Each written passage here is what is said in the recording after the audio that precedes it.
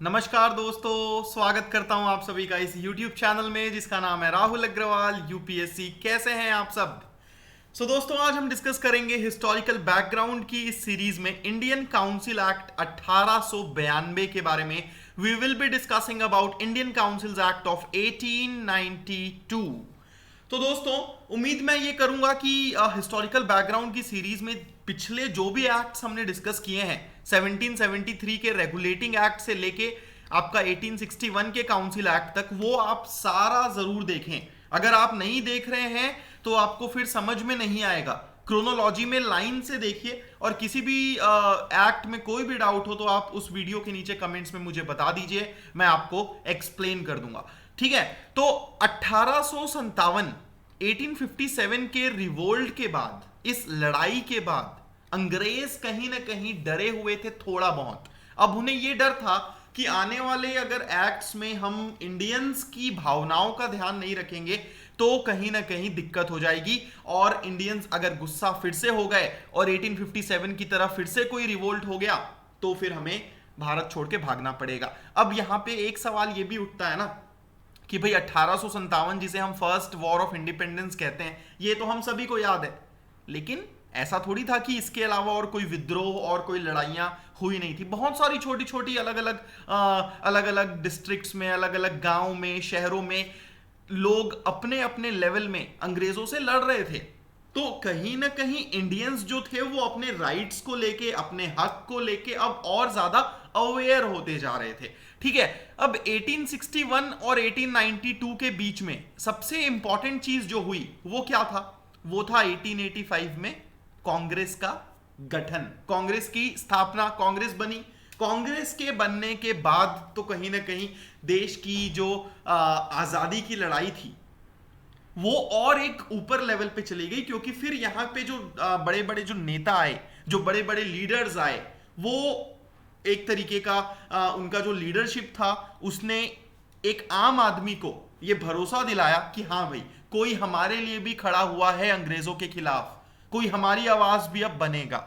ठीक है, तो दोस्तों, इंडियन काउंसिल एक्ट 1892 के सारे प्रोविजंस आज हम डिस्कस करेंगे आज के इस वीडियो में। आप सब्सक्राइब कीजिए जरूर इस चैनल को जिसका नाम है राहुल अग्रवाल यूपीएससी। साथ ही साथ आप मुझे ट्विटर और इंस्टाग्राम में भी फॉलो कर सकते हैं, एंड टेलीग्राम चैनल की लिंक है ये जो डिस्क्रिप्शन में मैं आपसे शेयर कर दूंगा। तो सबसे पहली चीज, basically it increased the number of additional members in the central and provincial legislative councils। देखो, इंडियंस जो थे अब धीरे धीरे अंग्रेजों पे दबाव डालने लगे।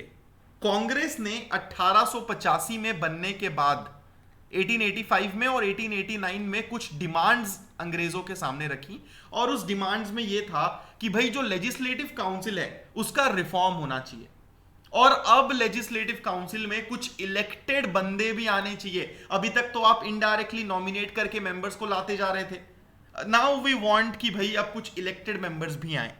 ठीक है, लेकिन ये इलेक्टेड मेंबर्स की जो बात थी ये सेक्रेटरी ऑफ स्टेट ने नहीं मानी।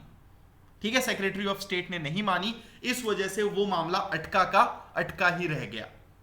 ठीक है, सो सबसे पहली चीज जो यहां पे की गई 1892 के एक्ट में, उसने सेंट्रल और प्रोविंशियल लेजिस्लेटिव काउंसिल्स में एडिशनल मेंबर्स की संख्या बढ़ा दी, एडिशनल मेंबर्स की संख्या इंक्रीज कर दी, पहली चीज। दूसरी चीज जो कांग्रेस चाहती थी और जो इंडियंस चाहते थे वो क्या था? वो ये चाहते थे कि भाई हमें लेजिस्लेटिव काउंसिल्स के जो मेंबर्स हैं बेसिकली उन्हें सवाल पूछने का हक हो। अगर उन्हें सवाल पूछने का हक नहीं होगा तो लेजिस्लेटिव काउंसिल में जाके वो करेंगे क्या? चुपचाप बैठे रहेंगे, है ना? तो ये एक डिमांड थी, और इसी डिमांड को मानते हुए लेजिस्लेटिव काउंसिल्स के फंक्शन को इंक्रीज किया गया, और उन्हें यह बोला गया कि भाई अब आप बजट के ऊपर डिस्कशन कर सकते हो। Now you can discuss. हाँ, तुम्हारे पास बजट के ऊपर वोट करने का राइट नहीं होगा अभी भी, ये याद रखना, ये एमसीक्यूज में पूछा जाता है। 1892 के एक्ट में सिर्फ बजट डिस्कशन का मौका मिला था, बजट पे वोट करने का अधिकार नहीं मिला था। और एक और चीज जो नहीं मिली थी वो ये थी कि बजट के ऊपर आप सप्लीमेंट्री क्वेश्चंस नहीं पूछ सकते। मतलब आपने अगर एक सवाल पूछा तो उसका आंसर मिल गया, अब आप बैठ जाइए, अब आप दोबारा उसके ऊपर कोई दूसरा सवाल नहीं पूछ सकते। तो बहुत सारी अलग अलग रेस्ट्रिक्शंस थी, लेकिन चलो ठीक है, कुछ तो अंग्रेज मान रहे थे। धीरे धीरे अब वो इंडियंस की डिमांड को लेके थोड़ा सा ओपन तो हो रहे थे।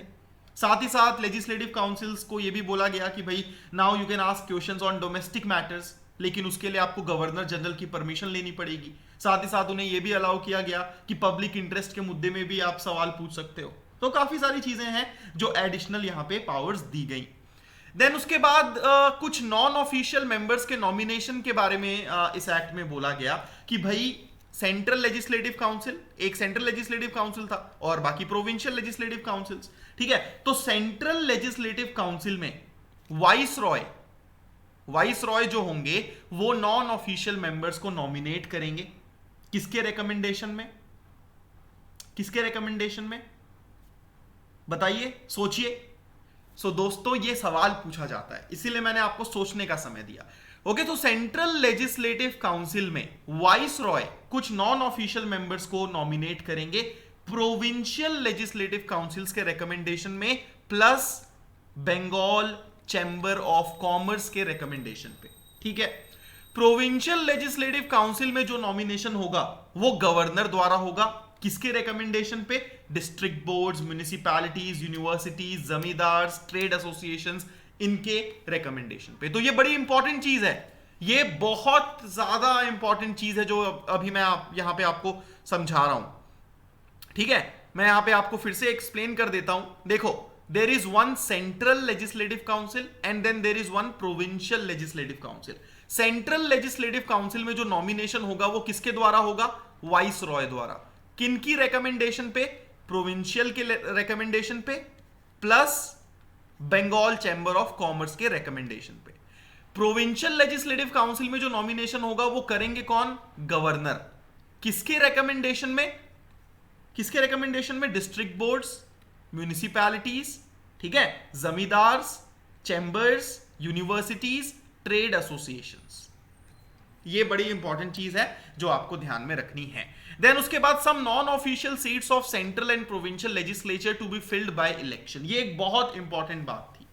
इसमें यह बोला गया कि सेंट्रल और प्रोविंशियल लेजिस्लेटिव काउंसिल्स में कुछ नॉन ऑफिशियल सीटें इलेक्शंस के द्वारा फिल की जाएंगी, यानी कि कुछ नॉन ऑफिशियल सीटों के लिए इलेक्शन होगा। तो कुल मिला के इस 1892 के एक्ट ने पहली बार इलेक्शन का एक प्रोविजन सामने रखा था। हालांकि इलेक्शन वर्ड डायरेक्टली यूज कहीं पे भी नहीं था, लेकिन फिर भी इलेक्शन से रिलेटेड कुछ प्रोविजन जरूर यहां पे बोले गए थे। ये पूछा जाता है, ठीक है। Which act made a limited and indirect provision for the use of election? उसका आंसर होता है 1892। इलेक्शन वर्ड यूज किया गया था क्या इस एक्ट में?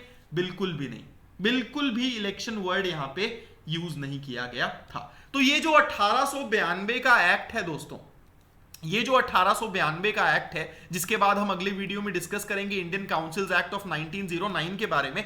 तो इसके बारे में बेसिकली ये कहा जाता है कि ये जो एक्ट है ये पहला स्टेप था towards the beginning of representative government in India. आज हमारा जो गवर्नमेंट का सिस्टम है वो रिप्रेजेंटेटिव गवर्नमेंट है ना, प्रतिनिधित्व, जनता के नुमाइंदे, जिन्हें जनता ने वोट देके चुना है, वो हमारे बिहाफ में जाके विधायक या फिर सांसद बन के वहां पे लॉ बनाते हैं, तो इसे रिप्रेजेंटेटिव गवर्नमेंट बोला जाता है।